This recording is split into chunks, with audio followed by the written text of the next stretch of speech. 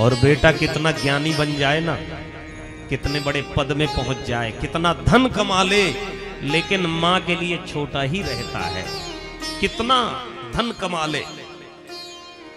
आजकल कुछ ऐसे पुत्र हैं जो ज्यादा धन कमा लेते हैं तो मां का अपमान करते हैं, पिता का अपमान करते हैं।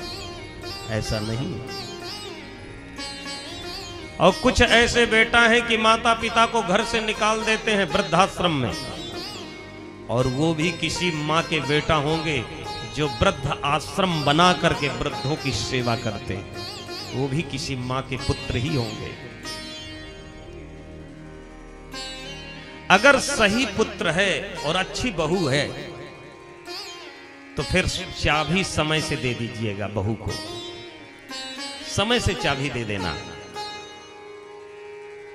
और समय रहते चाबी दे देना ही ठीक है। कई कई लोग चाबी, हाथ हिल रहा है लेकिन चाबी नहीं छोड़ते, है ना। समय से चाबी दे देना तभी ठीक है। अब बहू बेटा अच्छे हैं तो बढ़िया आदेश करो, आज बहू ये बनाओ वो बनाओ, बढ़िया तख्त में बैठ जाओ। पर क्या करें, अगर कुछ ऐसे भी बेटा हैं, अगर बाबूजी चाबी दे देंगे सासू जी बहू को तो पता चले दूसरे दिन कान पकड़ करके भगाई दे, ऐसा भी तो चल रहा है। पर अगर अच्छे बेटा बहू हैं तो चाबी पकड़ने की आवश्यकता नहीं है, स्वतंत्र हो जाओ। अरे चाबी पकड़ने वाला आनंदित नहीं रहता, जो चाबी लेकर के चलता है जवाबदारी बहुत रहती है उसके ऊपर। असली आनंद तो वो है जिसके पास कोई चाबी नहीं है, स्वतंत्र है, वो मस्ती में रहता है।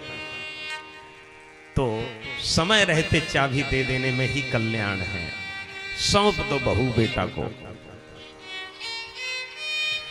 कहने का मतलब ये था कि आजकल के लोग ऐसे हैं कि मां का अपमान करते हैं, पिता का अपमान करते हैं। जिस मां ने 9 महीने तक गर्भ में ढोया, उस मां का हम अपमान कर देते हैं। अगर आप अपने सास की सेवा नहीं करेंगे तो आपकी बहू कभी जीवन में नहीं करेगी। आपका बेटा भी देखेगा। कारवन के पीछे जैसे उतर आता है दूसरे पेज में, वैसे ही बेटा देख रहा आपका। जैसे आपने किया है वही आपको भी मिलने वाला है। एक बेटा अपने मां के पास पहुंचा और कहा, मां आज मैं तेरे ऋण से मुक्त होना चाहता हूं, बता मैं क्या करूं। मां ने कहा, बेटा मां के ऋण से कोई मुक्त नहीं हो सकता।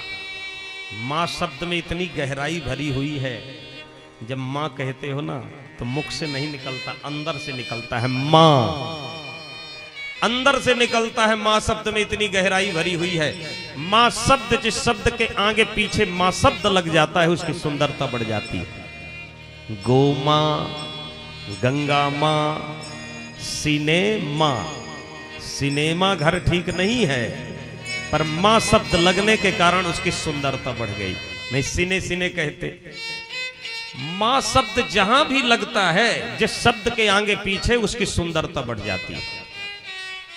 मां शब्द में इतनी गहराई है, इतनी गहराई है। मां करुणा की सागर होती है, ममता मई होती है मां।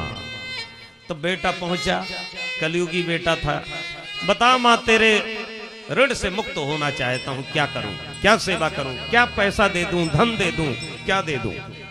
मां ने कहा, बेटा मां के ऋण से मुक्त नहीं हो सकता। लेकिन जब बहुत कई बार कहा तो मां ने कहा, चलो ठीक है। मां ने कहा कि जिस कमरे में मैं सोती हूं, जो सामने एक पलंग रखा है, उसी पलंग में आज रात्रि में तुम सो जाना। ऋण उतारने के लिए आया था, सो गया। एक बेड में मां सो रही थी, सामने वाले में बेटा सो रहा था। बहुत ही ठंड का समय था, बहुत भारी ठंड थी। जब सोने लगा, नींद गहराई में बेटा पहुंचा तो मां ने जगाया। बेटा ने कहा, मां क्या बात है। मां ने कहा, बेटा प्यास लगी है, थोड़ा जल ले आओ। ऋण उतारने के लिए आया था ना, इसलिए तुरंत दौड़ते हुए गया, एक लोटा पानी लाया। वो जैसे ही पानी लेकर के आया, मां से कहा, मां पानी पी लो। मां एक घूंट पानी पी, मुख में लोटा को लगाया और उसी के बिस्तर पे फेंक दिया। बेटा ने कहा माँ ये क्या हो गया? कहा बेटा धोखे से गिर गया, एक रात की बात है, सोए जा। अब इतनी ठंड, अब बिस्तर में एक लोटा पानी गिर गया, सोया, करवट बदलता रहा। एक आध घंटे बाद किसी भी प्रकार से नींद आई, पर कैसे आए, इतनी ठंड और ऊपर से बिस्तर में एक लोटा पानी। किसी प्रकार से करवट बदलते बदलते नींद आई। जब गहराई में पहुंचने लगा तो मां ने फिर से जगा दिया। बेटा ने कहा मां क्या बात है? मां ने कहा बेटा प्यास लगी है। अरे मां अभी अभी तो पानी पिया है आपने, फिर से प्यास लगाई। धीरे धीरे भाषा बदलने लगी बेटा की। अब ऋण उतारने के लिए गया था तो दौड़ पड़ा, फिर से दौड़ पड़ा, पानी लेकर के आया और मां तो नाटक कर रही थी। फिर से जैसे ही लोटा को मुख में लगाया, फिर से फेंक दिया उसी के बिस्तर में। मां ने कहा बेटा सो जा। गीले बिस्तर में सोऊंगा? अरे बेटा एक रात की बात है, सो जा। अब बेटा 2 लोटा पानी पड़ चुका है, उस बिस्तर में कैसे सोए, करवट बदलता रहा, इतनी भारी ठंड। जैसे ही थोड़ा नींद आई, गहरी नींद में पहुंचने लगा और जैसे ही 4 बजने लगे, सोई मां ने फिर से जगाया। और जब जगाया तो बेटा ने कहा मां क्या बात है? कहा प्यास लगी है, जल ले आ। अरे मां अभी पानी पिया है आपने, नमक चाप करके सो रही थी क्या? भाषा बदल गई। बेटा ऋण उतारने के लिए आया था ना। 9 महीने तक मां गर्भ में ढोती है और पाद प्रहार भी करता है बेटा गर्भ में, लेकिन उस कष्ट को सहती है, प्रसव पीड़ा को सहती है, गीले बिस्तर में सोती है, बच्चे को सूखे तरफ सुलाती है, स्वयं गीले तरफ। आज का समय है, आधुनिक व्यवस्था बन चुकी है। पहले के जमाने में कोई ऐसी सुविधा नहीं थी, गंदगी कर देता था बेटा।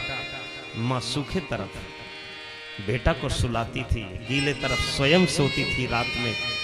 कितने कष्ट सहा है, उस कष्ट को, उस दर्द को कोई हजारों करोड़ों अरबों कितना भी धन दे दे, कभी भी जीवन में मां के ऋण से मुक्त नहीं हो सकते हो। चाहे जो कुछ भी दे दो, अरे प्राण भी दे दोगे तब पर भी मां के ऋण से मुक्त नहीं हो सकते हो। इसलिए मां की सेवा करिए, पिता की सेवा करिए। जीवन में पहली गुरु अगर होती है तो मां। बेटा के लिए पहली गुरु मां होती है, दूसरे नंबर पर पिताजी आते हैं और तीसरे नंबर पर गुरुजी आते हैं। तो जीवन में पहली गुरु मां है। मां के ऋण से कभी भी मुक्त नहीं हो सकते हो, प्राण देने के बाद भी नहीं हो सकते हो। इसलिए मां की सेवा करिए, पिता की सेवा करिए।